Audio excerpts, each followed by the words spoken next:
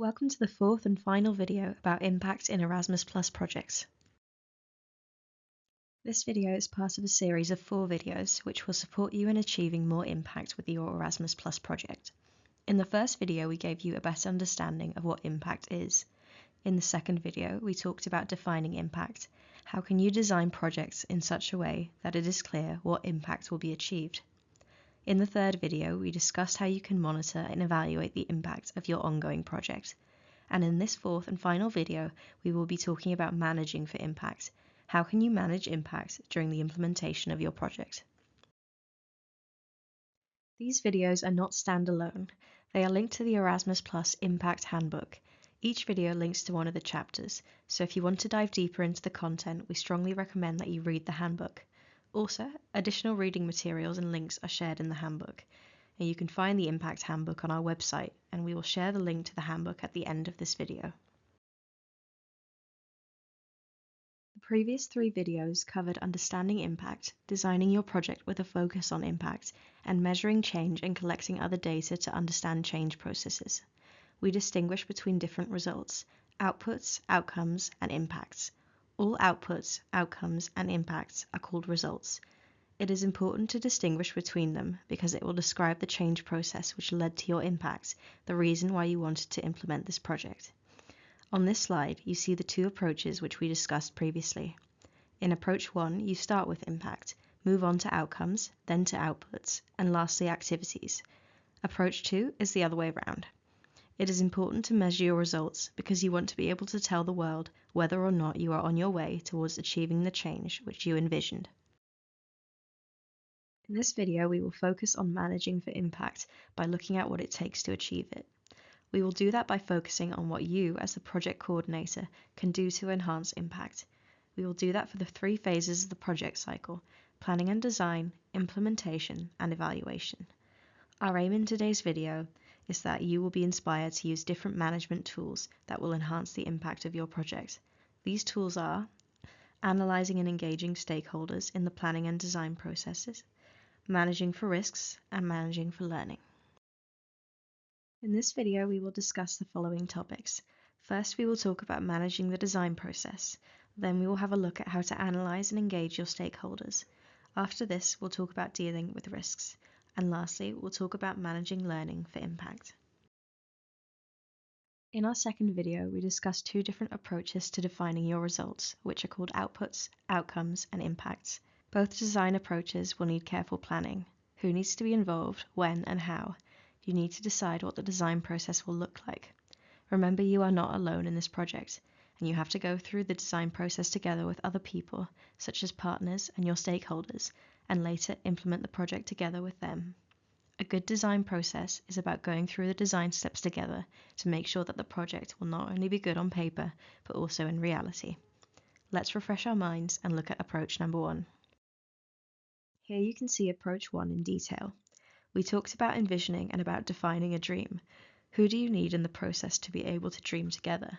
What about board members, or maybe just inspiring thinkers, or some external advisors? In the second step, who can help you to define the stakeholders and really knows who and what needs to change? In the third and fourth step, who knows about what can be done or what is possible and impossible? In step 5, you are checking the logic, so you need critical minds. In each of these steps, you need to bring people on board and keep them on board because you need support to implement the project successfully and to bring about positive change. That means that you have to engage your stakeholders. A stakeholder is an actor, so a person or an organization who may be affected positively or negatively by the implementation of a project. A stakeholder may also be an implementing partner, or yourselves, as you also have something to win or lose if the project is implemented. Stakeholders may be internal, from within the organization, or external, outside of the organization. Besides being affected positively or negatively, stakeholders can influence the project to differing degrees. We would like to share some tips and tricks with you about your stakeholders. Firstly, you could conduct a stakeholder analysis to know who will gain and who may lose from the project. Then determine how to involve and engage these stakeholders.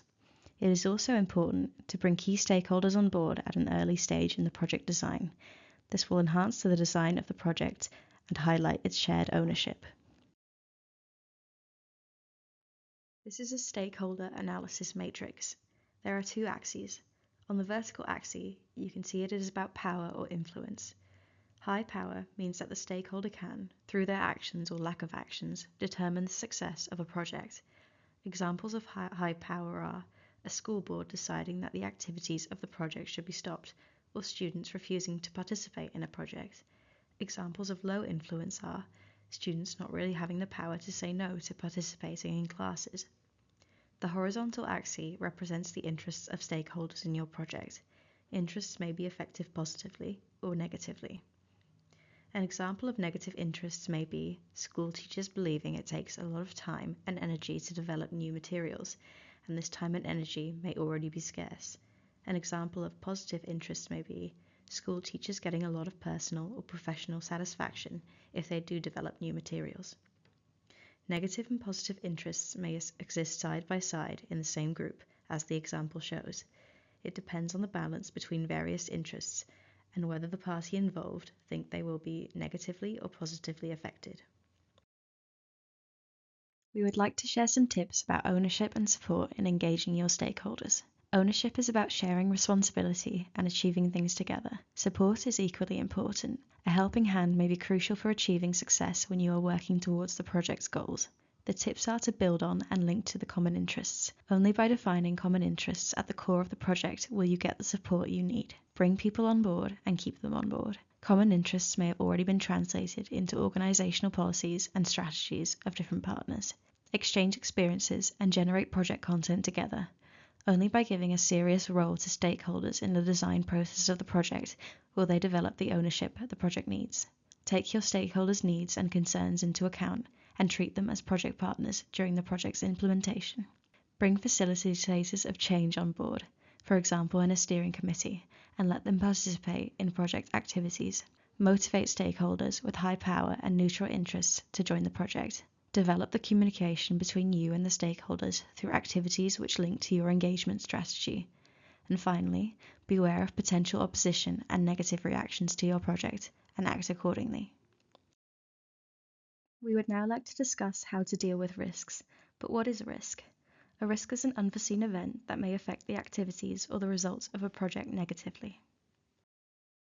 Let's have a closer look at risks. Risks may have a higher or lower probability of becoming a reality. Risks may also have more or less impact on a project or its results. We call this harm potential. You can map your risks in a risk matrix as shown on this slide. See Chapter 4.6 of the handbook. Some tips and tricks for dealing with risks are analyzing and mapping your risks, agreeing on how to avoid the potentially negative outcomes of these risks, and assigning responsibilities so you know what to do when things don't go according to plan. Implementing a project is also about creating a joint space in which collaborative learning can take place. Learning that may lead to changes in project strategies during the implementation and in organizational policy development during and after project implementation. Learning together may mean adapting activities and strategies so that they will have more impact. Learning may need to be organized, and lessons learned may be shared with key stakeholders, again, to enhance impact. We would also like to share some advice for joint learning. Agree on how monitoring and evaluation data will be used. Develop a learning agenda.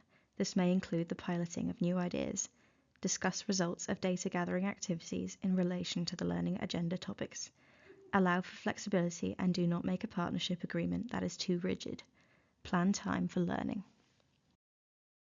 When managing for impact, you have to organize and manage your planning, monitoring, evaluation, and learning processes in such a way that key internal and external stakeholders are involved and that ownership over the project and its results is developed. This in itself will greatly enhance the impact of the project, and do not forget to monitor key risks and deal with them if you want to manage for impact well. As you watch the next part of the video, we encourage you to think about your stakeholders and the potential risks of your project, and reflect. Have a look again at the stakeholder analysis matrix. We encourage you to think about the key stakeholders in your project and where you would rank them in the stakeholder matrix. For reference, you can also find this matrix in Chapter 4.2 of the handbook. Ask yourself questions like, Why is the stakeholder powerful, and why would his or her interests be affected neutrally or negatively? What do you expect the stakeholder will do in favour of or against the project?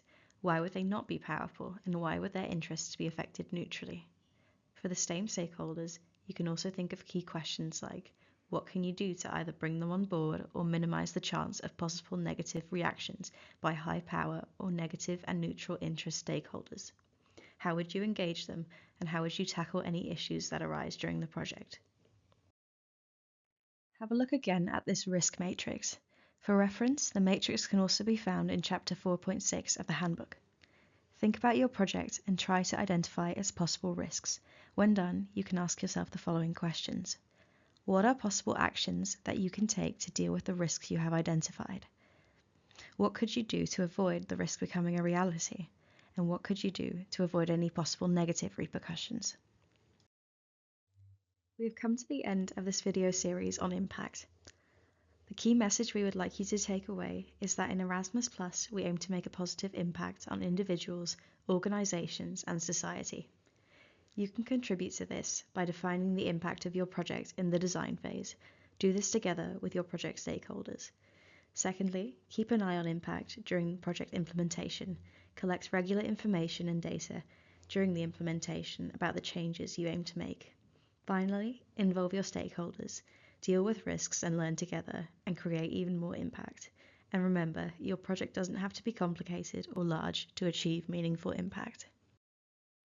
This video was the last of 4 videos about impact in Erasmus+. Don't forget to have a look at the Erasmus Plus Impact Handbook for further explanations and additional resources. And thank you for watching our video series about impact. We wish you lots of positive impact and fun designing your project. Always consult the Erasmus Plus Programme Guide before applying for Erasmus Plus funding. The Programme Guide varies per call year and per version. Please make sure to consult the most recent version for the correct call year.